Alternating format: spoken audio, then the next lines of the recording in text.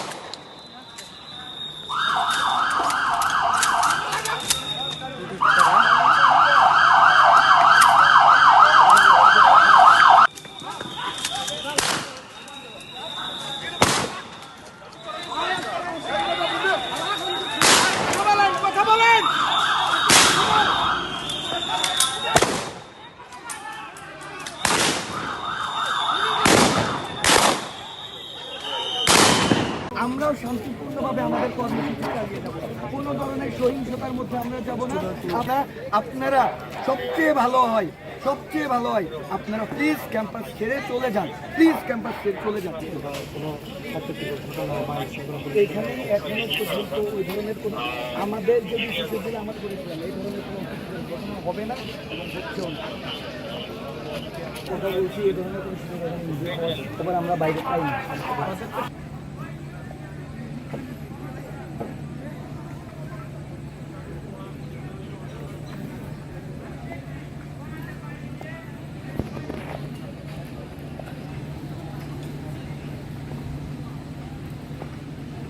বিতর্কিত করার চেষ্টা করছে। আপনারা যাদেরকে মনে হবে দুষ্কৃতিকারী, যারা মনে হচ্ছে স্বপ্রণোদিত ভাবে ভায়োলেন্স করার চেষ্টা করছে, আমাদের আহ্বায়কদের কমান্ডের বাইরে গিয়ে কাজ করার চেষ্টা করছে, আপনারা ইনস্ট্যান্ট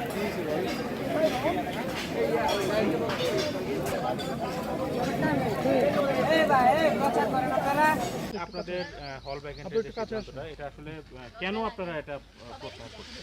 কালকে যেখানে সিদ্ধান্ত দেওয়া হয়েছে যে হল ভ্যাকেন্ট দেওয়া হবে না, তাহলে আজকে কেন হল ভ্যাকেন্ট দেওয়া হলো? যেখানে বিশ্ববিদ্যালয়ের সিন্ডিকেট কোনো সিদ্ধান্ত নিলে সেটা 6 মাসের মধ্যে পরিবর্তন করা যায় না, আইন আছে।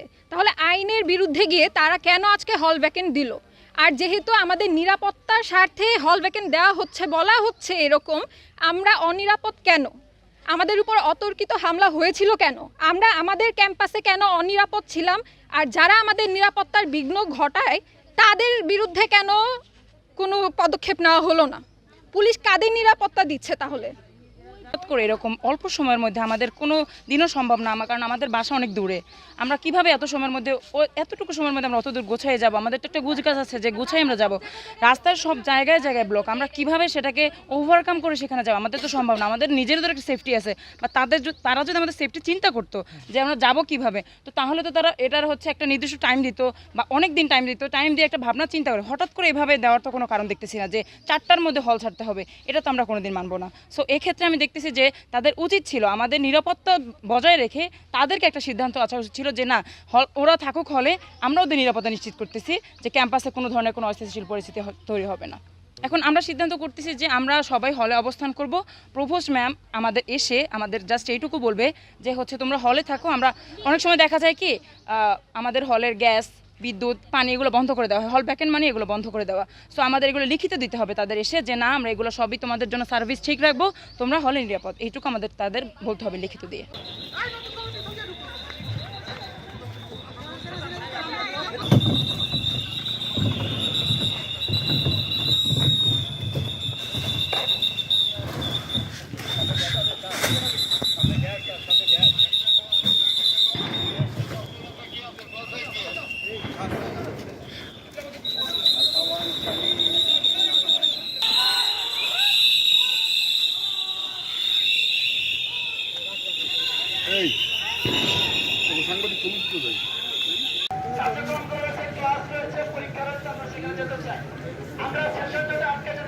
সেটাকে আমরা বাতিল চাচ্ছি।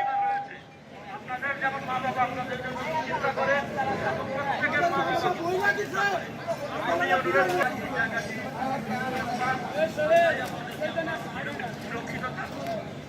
মাননীয় বৃদ্ধি বলবো অপেক্ষাদের যে সিদ্ধান্ত এসেছে তার সাথে আমাদের প্রতিনিধি টিমকে কথা বলবো।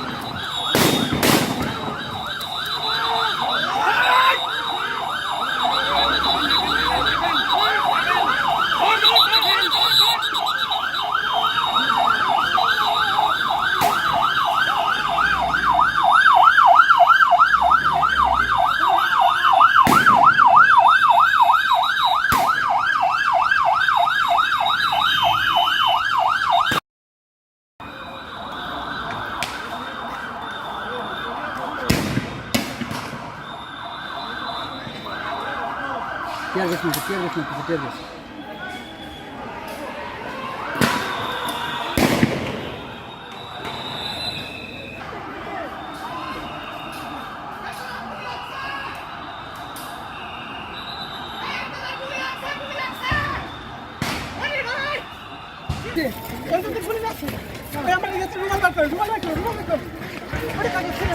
আমার সামনে তো সব জহির কই গেছে।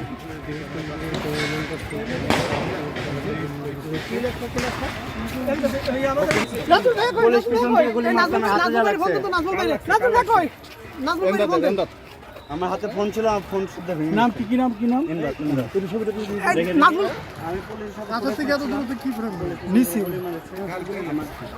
কি নাম তোমার? ইন্দার